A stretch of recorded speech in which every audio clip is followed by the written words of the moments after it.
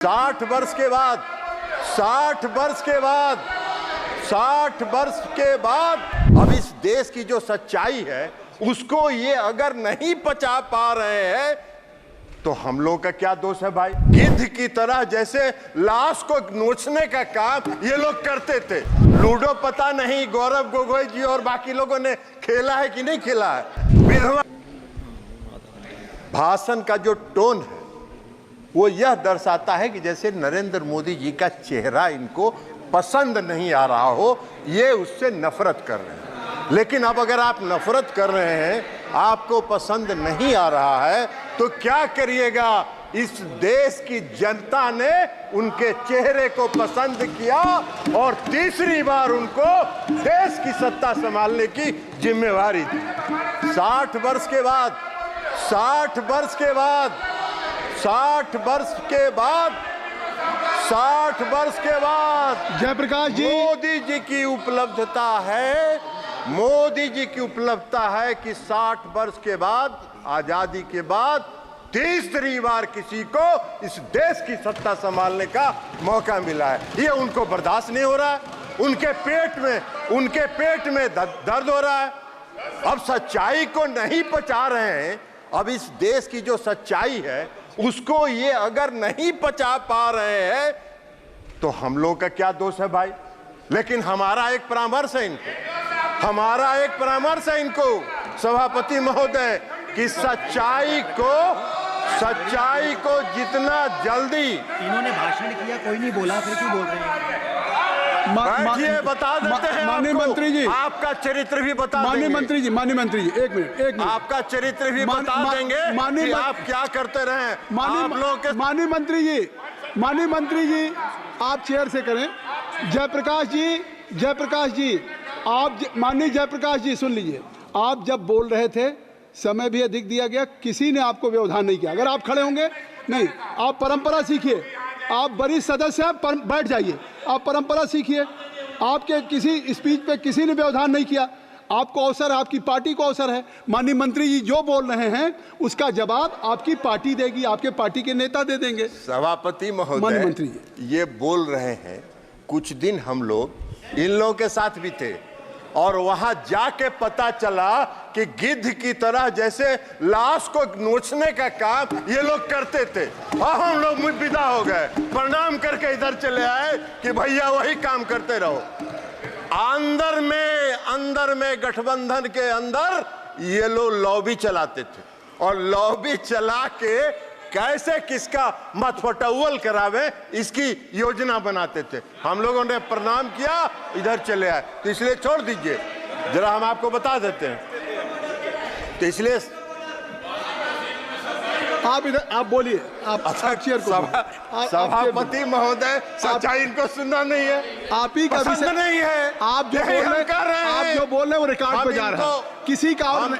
किसी भी माननीय अन्य सदस्य का बात रिकॉर्ड पे नहीं जा रही, केवल आपकी रिकॉर्ड। हम इनको बता रहे हैं सभापति महोदय कि जितना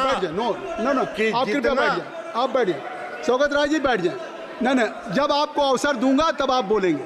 आपको भी no point of order please. माननीय मंत्री सभापति महोदय, इनको हम बता रहे हैं कि जितना जल्दी इस सच्चाई को पचा लीजिएगा उतना ही आपके मन को शांति मिलेगी। नहीं तो पूरा मन विचलित रहेगा आपका और 5 साल इसी तरह विचलित रहिएगा। 99 का आंकड़ा बड़ा खराब होता है सभापति महोदय।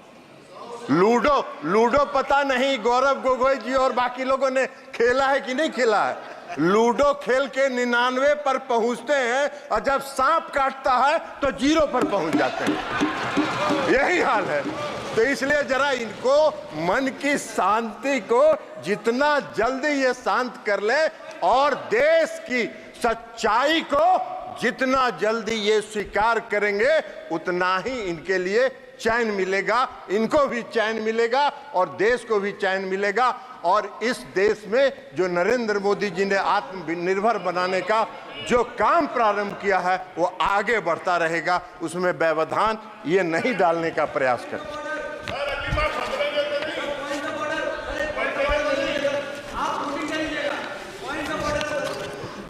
No point of order. अब इनको ड्यूरिंग एनी मिनिस्टर स्टेटमेंट या स्पीच आप पॉइंट ऑफ ऑर्डर आप लिख के भेज दें, आप लिख के भेज दें। बजट का ही स्पीच चल रहा है, बैठिए। आपको बजट समझ में आता? आपको बजट में अभी बता देंगे, एक का बजट का भाषण, बजट समझ में आ रहा है। तीसरे कार्यकाल का जो पहला बजट आया, अब इनको नहीं दिखाई पड़ रहा है। इनका एक एजेंडा रहता था, बेरोजगारी है इस देश में, रोजगार पर चर्चा नहीं हो रही है। इस पहले बजट में 4.1 करोड़ रुपए 1 करोड़ लोगों के रोजगार सृजन की चर्चा है, वो इनको दिखाई नहीं पड़ रहा है। वो इनको दिखाई पड़ेगा भी नहीं, क्योंकि मन तो इनका विचलित है, मन इनका अशांत है, तो वो कहां से दिखाई पड़ेगा इनको। अब एक्चुअली अब वास्तव में हुआ क्या है कि तीसरे कार्यकाल का ये पहला बजट आया, मोदी जी ने पहला बजट मोदी जी की सरकार ने पेश किया, और जो पहला गुगली मोदी जी ने फेंका है इस बजट के माध्यम से, तो ये बोल्ड आउट हो चुके हैं, और उसी बोल्ड आउट की छटपटाहट में ये अपना भावना व्यक्त कर रहे हैं। विधवा विलाप किए जा रहे हैं। अरे विधवा विलाप करने से क्या होगा? सच्चाई यही है कि देश के प्रधानमंत्री नरेंद्र मोदी जी हैं और पूर्ण बहुमत के साथ हैं। इस सच्चाई को स्वीकार करिए। और अभी तो शुरुआत हुआ है, अभी तो शुरुआत हुआ है, तो पहला साल है।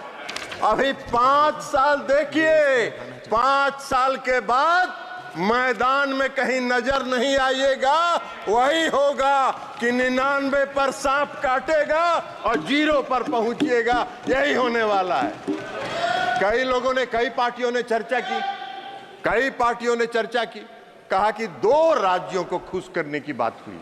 अरे भाई, 2 राज्य को सरकार बचाने के लिए, कई बात, सरकार बचाने की कौन सी बात? ये प्री पोल अलायंस है, और हमारा हो या तेलुगु देशम पार्टी का हो, प्री पोल अलायंस है, और यह अलायंस फेविकोल से सटा हुआ है। आपके साथ भी रह के आपका चरित्र भी देख चुके हैं। गिद्ध की तरह आप लोग नोचते हैं। सत्ता मिला नहीं कि कैसे सत्ता को घींचते रहे, ये काम करते रहे आप लोग। हम लोगों ने प्रणाम किया और चल दिए। इसलिए आज जेडीयू हो या टीडीपी हो, सत्ता के साथ प्री पोल अलायंस में हम लोग सरकार में है, और प्री पोल अलायंस 5 साल का पूर्ण बहुमत मिला है। आप क्लीन बोल्ड हो चुके हैं, चिंता मत करिए। सभापति महोदय, सभापति महोदय, सभापति महोदय, हम पर अभिषेक बनर्जी जी का भाषण पढ़ रहे थे। अच्छा विभाग, आपको ये सब यही काम तो करते रहे आज तक आप लोग। आप लोग यही काम करते रहे। आप चेयर पर गिद्ध के तरह कैसे नोचना है, ये सब नहीं होता है यहाँ। आराम करिए आप।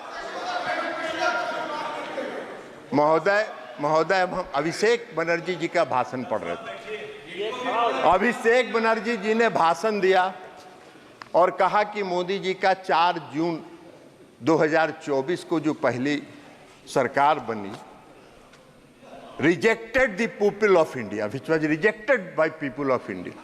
वाह रे भाई, आपके ज्ञान का हमको प्रशंसा करना होगा कि पूर्ण बहुमत की सरकार आप कह रहे हैं कि rejected by the peoples of India. वाह, पूर्ण बहुमत नहीं दिखता है इनको। अरे सच्चाई को अभिषेक बनर्जी जी स्वीकार करना चाहिए। इन्होंने कहा क्या भाषण में?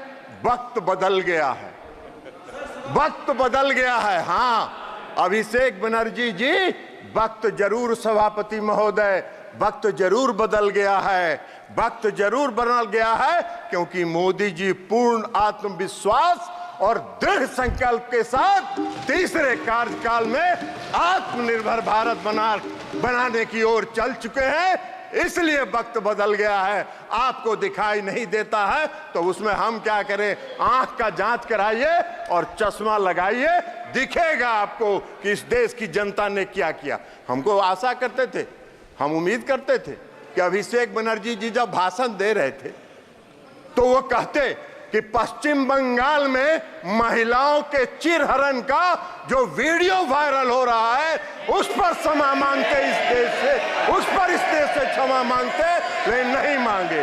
नहीं मांगेंगे, नहीं मांगेंगे, क्योंकि पश्चिम बंगाल में वे जैसे चिरहरण हो रहा है, महिलाओं पर अत्याचार हो रहा है और जो आम लोगों पर अत्याचार हो रहा है वो उनको नहीं दिखता है। अभी इसी सदन में अभी बता रहे हैं जयप्रकाश जी, अरे जयप्रकाश जी बैठ जाइए, एक मिनट आपको बता रहे हैं। माननीय मंत्री जी आप चेयर को एड्रेस करें। सभापति महोदय, सभापति महोदय, इसी सदन में अधीर रंजन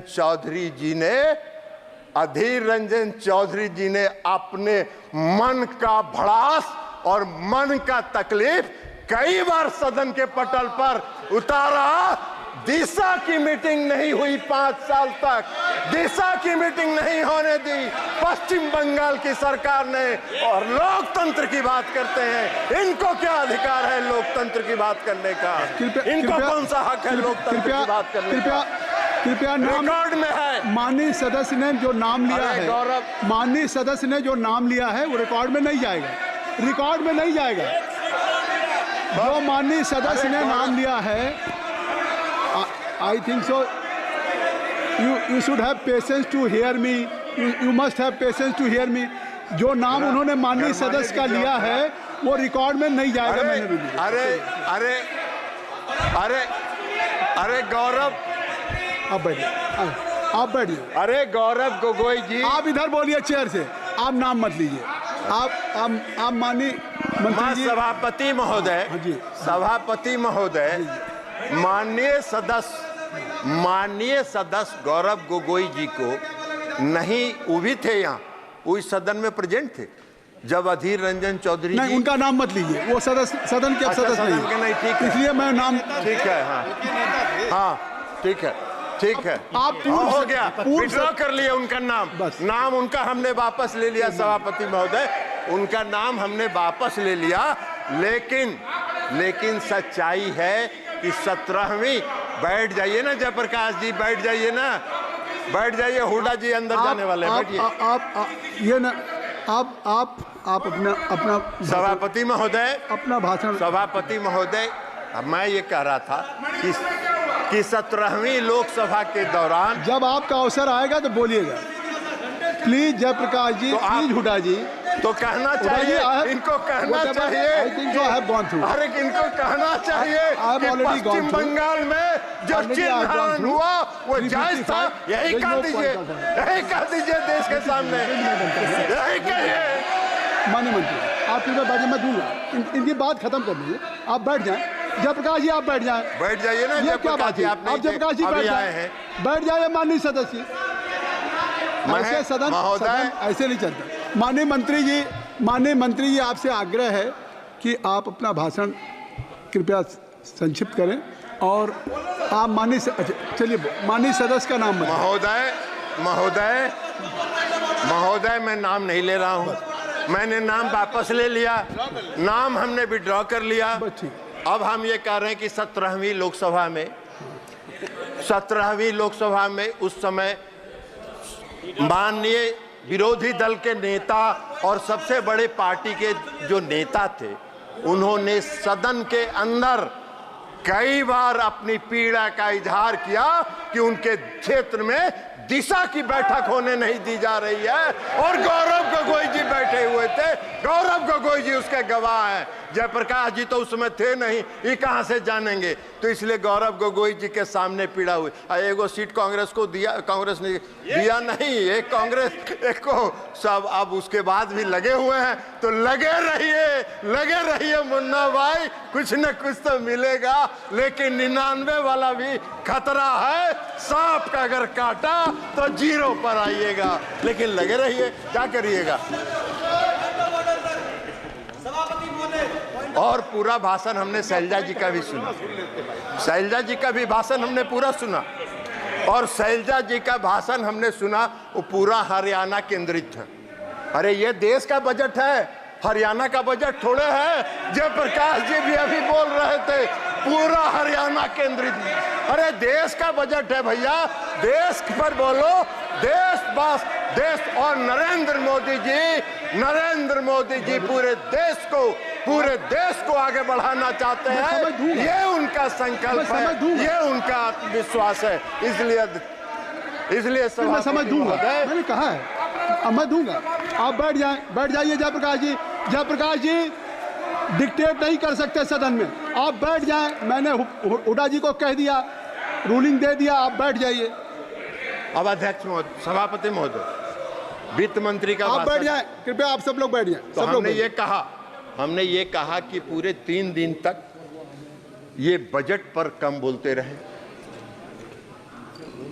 देश के प्रधानमंत्री आदरणीय नरेंद्र मोदी जी का चेहरा इनको पसंद नहीं था, तो इसलिए उनकी आलोचना में ये पूरा 3 दिन इन्होंने बिताया।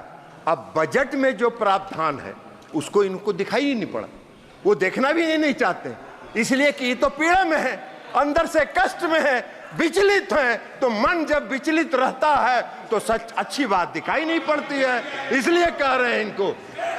बजट के भाषण में, वित्त मंत्री जी के बजट के भाषण में साफ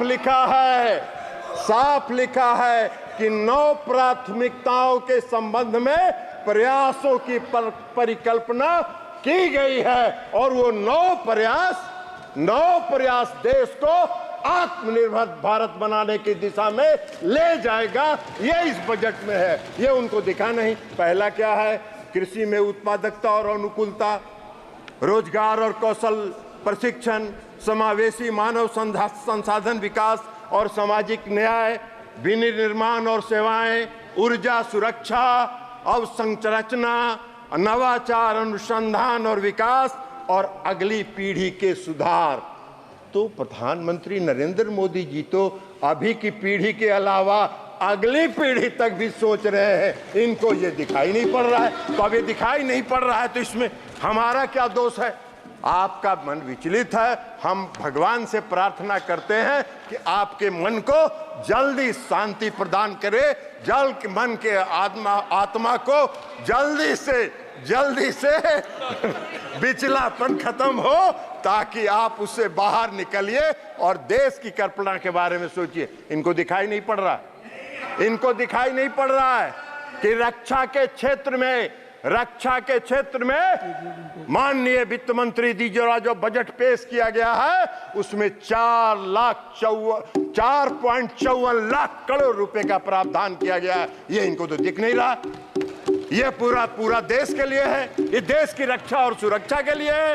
इनको ये नहीं दिख रहा है कि ग्रामीण विकास के क्षेत्र में 2.65 लाख करोड़ रुपए का प्रावधान किया गया है, वो इनको दिखेगा नहीं। इनको नहीं दिखेगा कि कृषि को, अभी चर्चा कर रहे थे माननीय सदस्य श्री सभापति महोदय जयप्रकाश जी, कह रहे थे कृषि का बड़ा नुकसान हो रहा है। अरे कृषि के क्षेत्र में 1.52 लाख करोड़ रुपए का प्रावधान इस बजट में किया गया है, वो आपको नहीं दिख रहा है। शिक्षा के क्षेत्र में 1.25 लाख करोड़ का प्रावधान किया गया है, वो इनको नहीं दिख रहा है। स्वास्थ्य, सूचना एवं प्रौद्योगिकी के क्षेत्र में 1.16 लाख करोड़ का प्रावधान किया गया है, वो इनको दिख नहीं रहा है। इनकी नजर से ओझल हो रहा है। इनको दिख रहा है तो सिर्फ मोदी जी का चेहरा दिख रहा है, और मोदी जी का चेहरा देख के ये भड़क जा रहे हैं। साहब बात देख नहीं रहे, लेकिन भड़किएगा तो क्या करिएगा? देश की जनता को वही चेहरा पसंद है, तो इसलिए वो चेहरा आगे बढ़ रहा है।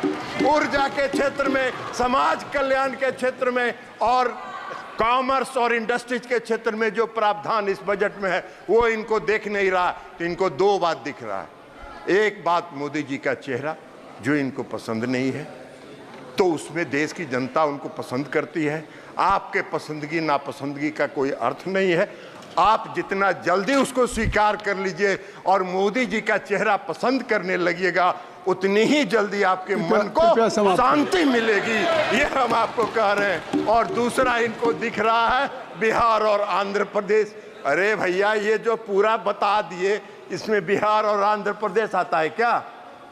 पूरा बिहार और आंध्र प्रदेश आता है क्या? पूरे देश के विकास के लिए मोदी जी संकल्पित हैं। मोदी जी की सरकार संकल्पित है। आत्मनिर्भर भारत बनाने की दिशा में आगे बढ़ रहे हैं, आगे बढ़ते रहेंगे। पूरी आत्मविश्वास इच्छा शक्ति और दृढ़ संकल्प के साथ आगे बढ़ रहे हैं और इसलिए इस बजट का हम समर्थन करते हुए अपनी बात समाप्त करते हैं। बहुत बहुत धन्यवाद।